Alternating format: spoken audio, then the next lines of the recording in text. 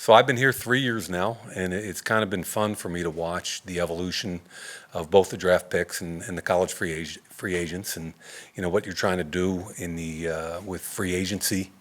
I think from a draft pick perspective, it's kind of been fun, again, for year three for me to kind of look back at 19 and see who's become leaders on this team, and see some of those guys, like even on the third day of the 2019 draft, guys like Max Crosby, Foster Moreau, Hunter Renfro.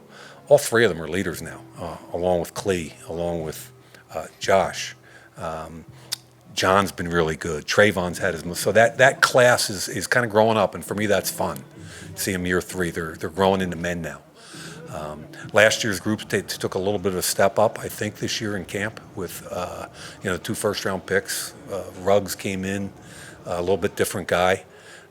You can feel his speed more than last year. Arnett, I've liked the way he's approached this camp, and I think Casey Hayward's been a really steadying influence on him.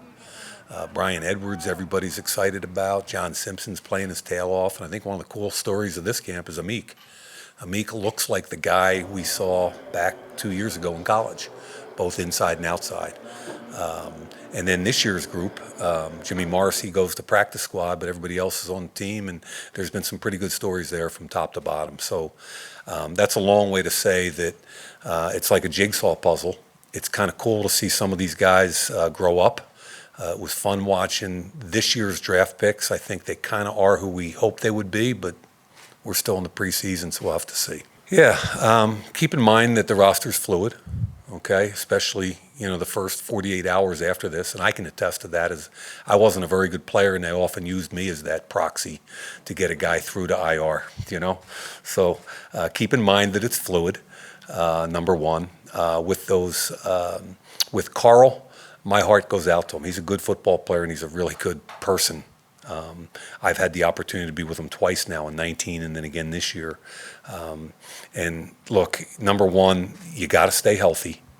He was playing really well, and he played well, but he missed 2 games. You got to stay healthy. And number two, we've got some young guys that are pushing hard. This Teamer kid came in, and I didn't even know much about Teamer. That was kind of Gus and his guys saying, Mike, can we get him in here? He can play free, he can play strong, he can even play nickel. And he'd be a nice piece for us to look at this summer. And to my surprise, he's better than that. And he earned a roster spot. Make no mistake about it. It wasn't because he knew the system. He earned a spot. And then you've got Gillespie, the 4th-round kid, who, he got hurt early, came back. He's competing now. We think he's going to be a really good special teams player, and as he learns how to play safety. So for Carl, he had to be out there competing every day. I think for John, it's a little bit similar. I mean, John is a speed guy. He's quick. He's fast. He's got to be out there every day competing. And again, I feel badly for him also, because I think what happens in camp is that those first 3 guys, the young wideouts, they need as many reps as they can get. It's not like you've got 3 veterans who are just kind of taking a certain number of reps per period. Those guys need reps, and we force-fed them reps with Derek. So those 3 guys are getting force-fed into the first-team huddle so that we get that rapport going, right? And then you've got John, who's fighting for reps, and here comes Zay Jones. And Zay Jones might be in better shape than anybody on our football team. And then you've got Willie Snead, who, when you use the term savvy veteran, that's who you're talking about. He can play all 3 positions.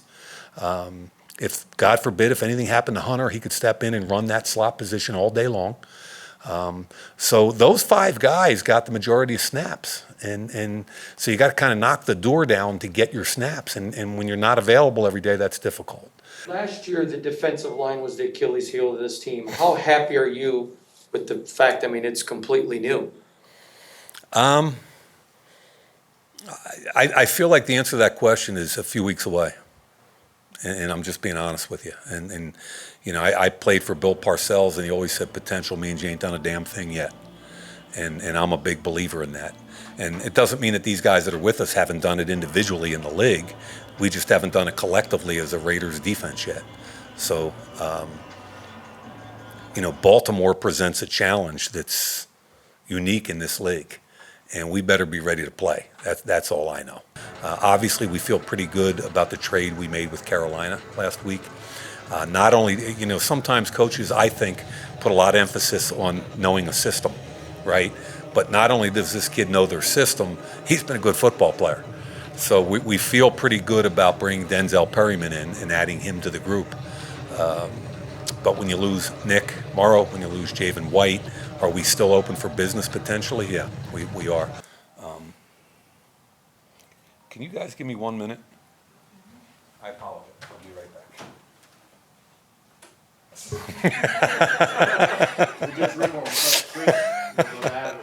I was wondering who was going to ask that question.